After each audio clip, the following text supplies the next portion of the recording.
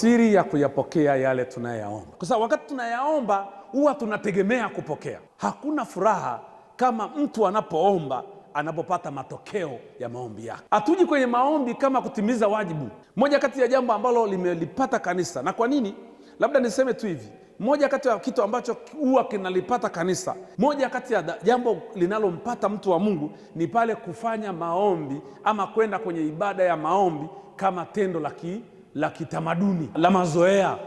Yaani wewe kwa sababu tu inakuwa ni utamaduni wako wa kuomba.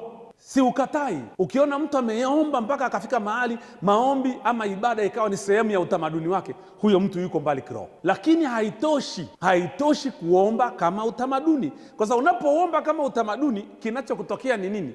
Huwa unaweza ukaibiwa na kitu kinachoitwa mazoea. Sasa nitaongea na wewe kidogo siri ya kuomba ambayo itakusaidia kujibiwa.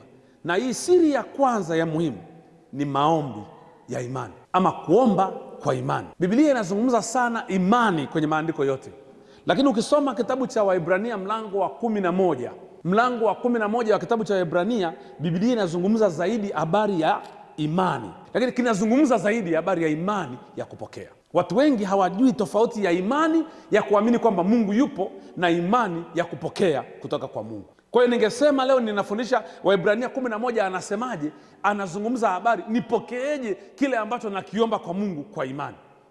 Sasa imani ni nini? Imani kwa mujibu wa kitabu cha Waebrania mlango wa 11 anasema imani ni kuwa na uhakika wa mambo unayoyatarajia. Maana hiyo basi, kama ni uhakika wa mambo unayoyatarajia, maana yake mambo unayoyatarajia umeyaomba. Na kama mambo unayoyatarajia umeyaomba, basi unayaamini. Kuyaamini hapa anamaanisha kuyasadiki na kuyasubiri. Jina la Bwana libarikiwe sana. Bwana Yesu asifiwe. Lakini mstari wa pili anasema maana kwa hiyo imani, anasema kwa hiyo imani wazee wetu walishuhudiwa. Kwa imani twafahamu ya kuwa ulimwengu uliumbwa kwa neno la Mungu, hata vitu vinavyoonekana havikufanywa kwa vitu vilivyo dhahiri. Anazungumza kwa imani.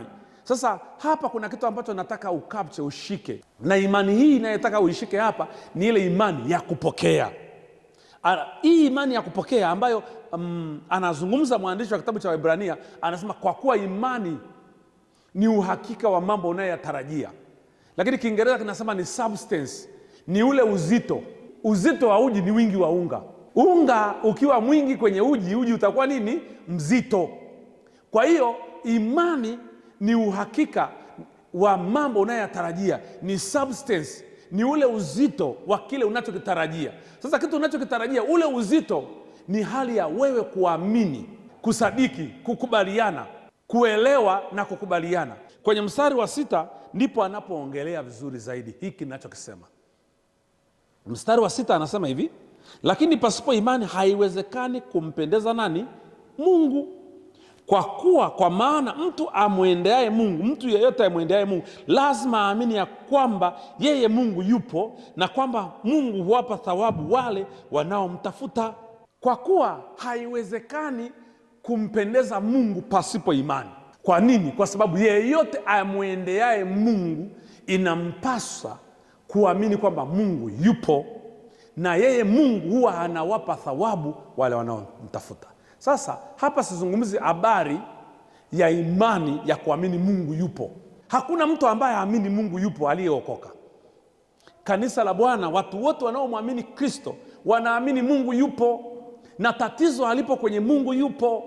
Tatizo lipo, je, huyu aliyopo anaweza akawasaidia? Na hapa ndipo napoona watu wengi sana wanataabika. Dini uwaga inakunyang'anya imani ya kupokea kutoka kwa Mungu.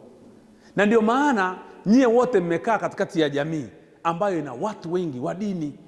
Watu wengi wana mapokeo ya imani, na watu ukiwaambia hakuna Mungu, leo ukitaka kufa, toka hapo nje, sema hakuna Mungu.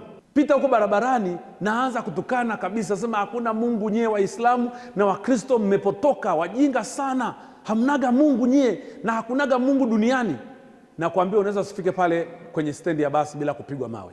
Lakini hawa watu watakao kupiga mawe, inawezekana jana wametoka kwa mganga wa kienyeji.